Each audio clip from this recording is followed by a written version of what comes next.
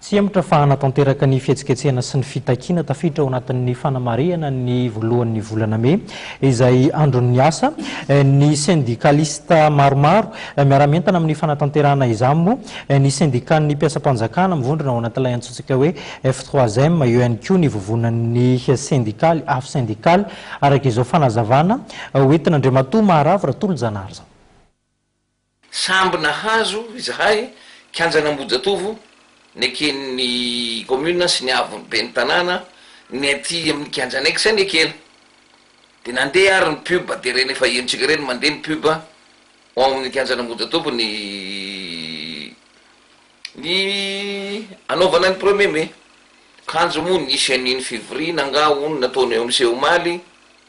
de nanao conférence de presse zareo fanamariana kely voalohany fa inona moa nasakana ny autorité administrative ohatran'ny préfecture de police tsy nampiantso anay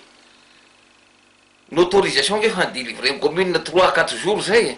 fa naninona moa zareo raha namba nampiantso anay hoe niara-idinika hoe inona ny tokony ataontsika satria ty tanyraha zay raha manany fa tsy maintsy mankalaza ny 1er mai syndicaliste ary oka azava amin'ny fanjakana sy amin'ny vahoaka fa fankalazana ny 1er mai tsy fankalazana anniversaire io tsy anniversaire io korika hoe feno 50 taona feno 20 taona ny tontolon'ny asa eto Madagasikara de anao anniversaire atsika fa ny 1er mai de signe ny fitakian'ny mpiasa